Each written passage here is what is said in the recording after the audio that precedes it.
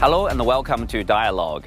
At 2024 Shangri-La Dialogue, the world once again turns its eyes to Asia, arguably the most dynamic and fast-growing region in the world, but also an area of potential military confrontation. What should ASEAN countries do to better secure regional security amid increasing geopolitical tensions? And what does the future hold in the face of an increasing U.S. competition with China? With these questions in mind, I spoke with Choi Shing Kwok, Director and CEO of the ISEAS-Yusof Ishak Institute. That's our topic. I'm Xu Qinduo.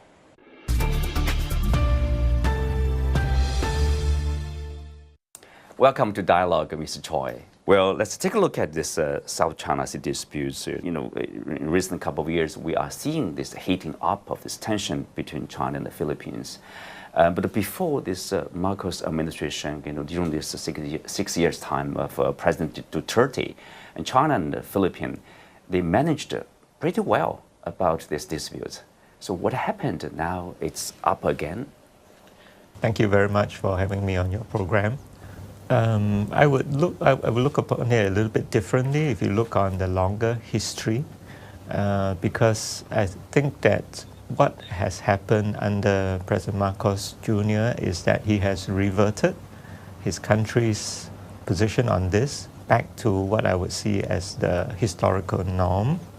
And actually it is the President Duterte's 6 years period that is kind of a little bit out of the normal Filipino position. And I think that you're right that as far as the Filipino actual position is concerned, they have never really at all compromised on their claim. What is causing the problem now is the behavior, I think the conduct on the ground. I think conduct on the ground, there certainly is a possibility that this can be improved. The Marcos administration did some changes by bringing more publicity on the ground. I think this is what perhaps is showing up in terms of more headlines on this issue. On April the 3rd, the Philippines identified 4 more military bases the U.S. will have access to under an agreement. So what's your take on this role played by the U.S. or U.S.-Philippines relationship? In what way may affect this ongoing tensions between Manila and Beijing? Let me just backtrack, make one more point on the South China Sea issue. I think that like any other international law issue, when it comes to competing claims, there's certain behavior and certain conduct that would be actually prejudicial to claims, but actually much of what is happening on the ground now, it is probably not going to affect the international law case of either side. So in a way, the behavior on the ground now, there is room for compromise in my view, because when there is no impact on the strength of their claims under international law, then there's a way to try to actually not let things escalate too much and to keep it contained. So now on to your question about the U.S. enhanced agreement with the Philippines. I think the Philippines is certainly looking for people to back its position by strengthening its relations with the Philippines, and by it having already been a treaty partner with the U.S. for so long. This is an ongoing relationship that the Philippines has with the U.S. Under the Duterte administration, it had been something that President Duterte was not comfortable with, so he had actually downplayed the relationship with the U.S. very significantly. It was due to his own personal history with the U.S. So I think for that reason he was uncomfortable. And indeed, during his 6 years, there was a little bit of a, I would say, a downplay and even actual substantive reduction in the relationship. Under President Marcos, it has come back to normal, and there has also been some further improvement. This is natural, I think, from the Philippines' point of view, because as I said, they are looking for improvement in relationships with friendly countries so that they can feel more confident in their international diplomacy, including with China.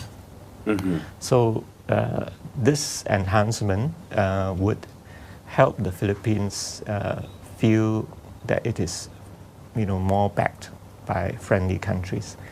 Does it make any difference in the claims? No, because those claims, no country will back their claim without actually seeing a process of analyzing the case under international law. But friendly countries could back their rights. So I think the Philippines do want countries to back them asserting their rights under international law, and I think that is what the US has been most vocal in doing, and this is part of what I think the Philippines was expecting as well. But of course, as you said, the Philippines, they could feel, okay, we would love to have more support from our partners or friendly nations, including Japan, Australia, for example. On the other hand, from Beijing's point of view, probably because of the U.S. involvement, they say, oh, the U.S. support might embolden Manila in terms of behaviors on the ground, the tension, the confrontation between the two sides.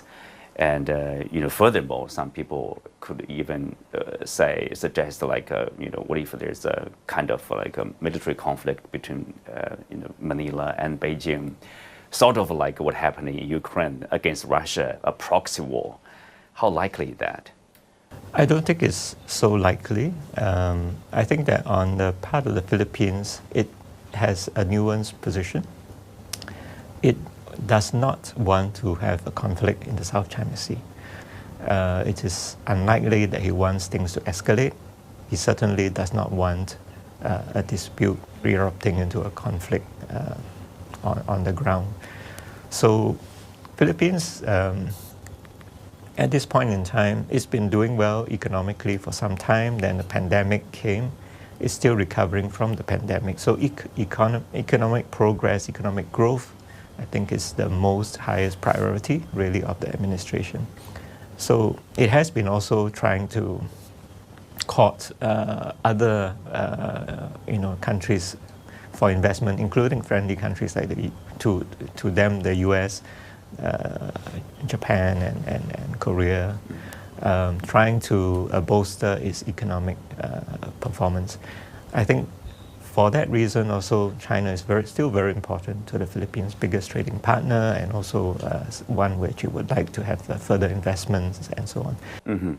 Well, good thing is like countries in the region, most of them, if not all of them, prioritize development rather than conflicts or tension. Earlier we mentioned about this, the backdrop, U.S. competition with China.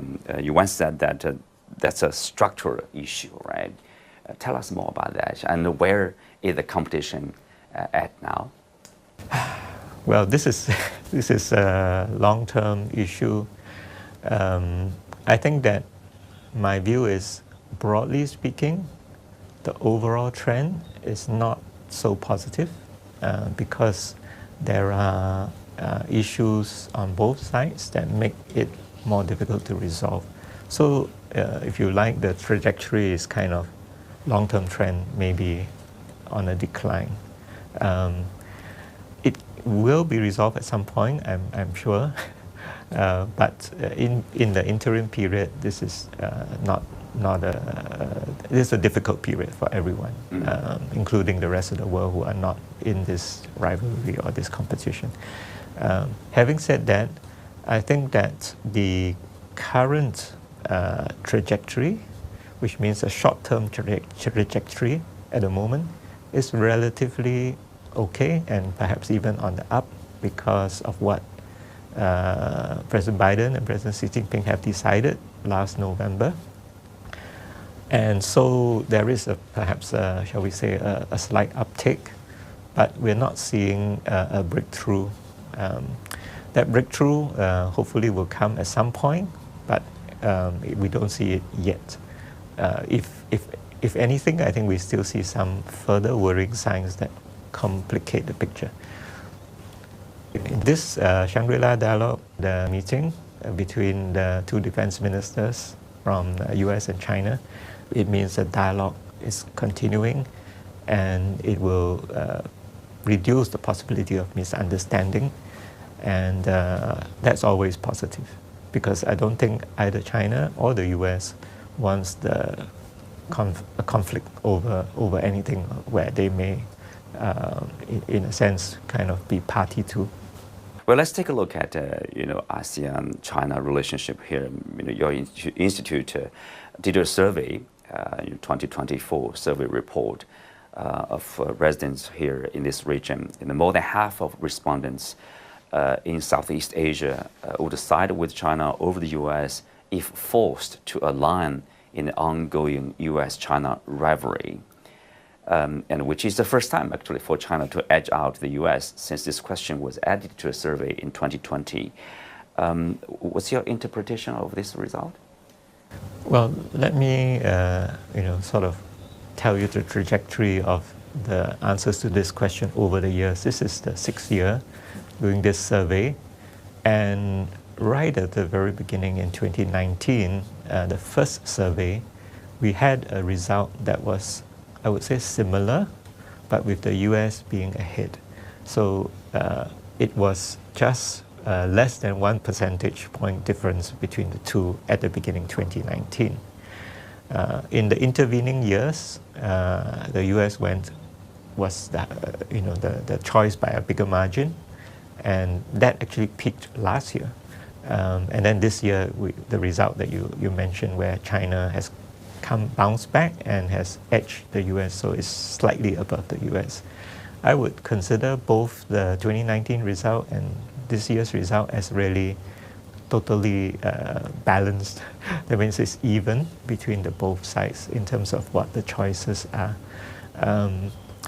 There is I would say a disillusionment with the US over the last 1 year, particularly during the period when this current survey was taken, which is around February to March this year.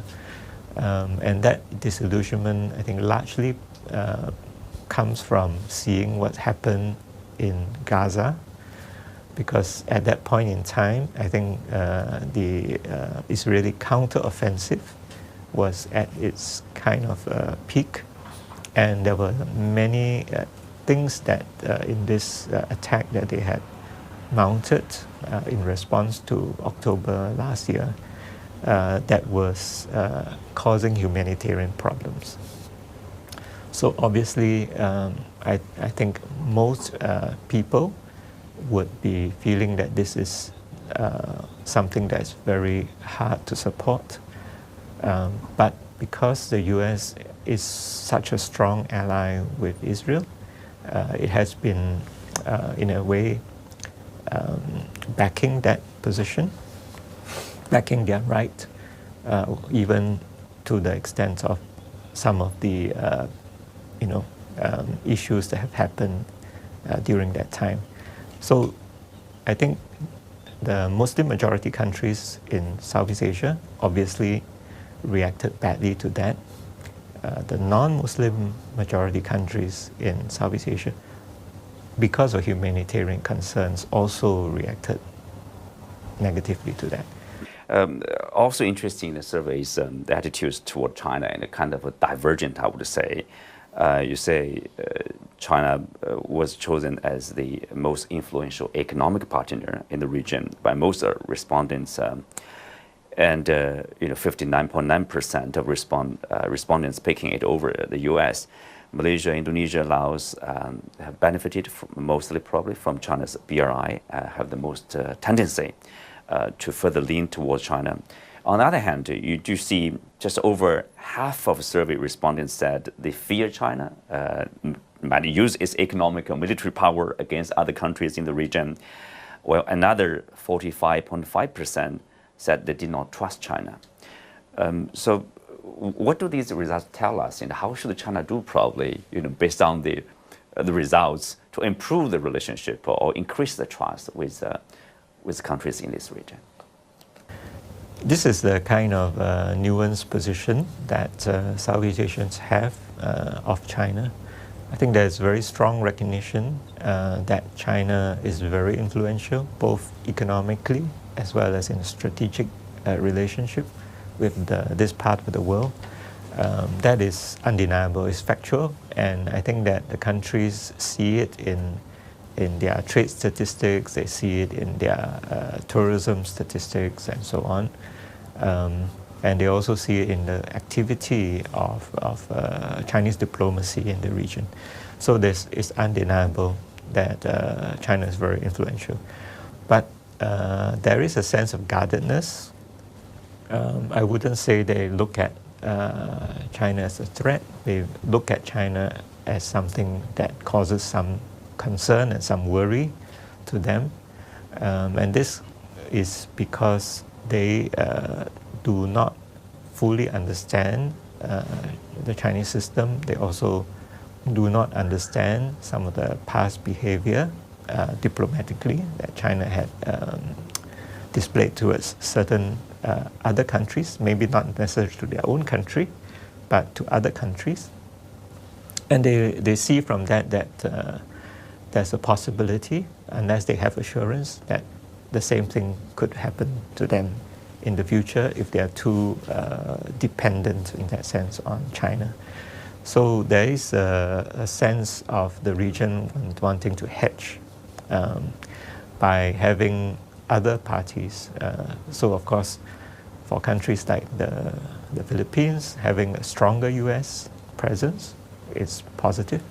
For other countries that do not want to get drawn too much into China, US they will maintain good relations with both, and they also try and have third parties to come in, like Europe, Japan, and so on. So I think this is the way that Southeast Asians are thinking about the issues. In no way are they rejecting China's presence and also its activities, but they do have concern, and therefore they want more other parties in to provide a balance. Mm-hmm. Thank you, Mr. Choi. Thank you for speaking Welcome. with us. Welcome. Thank you. Thank you.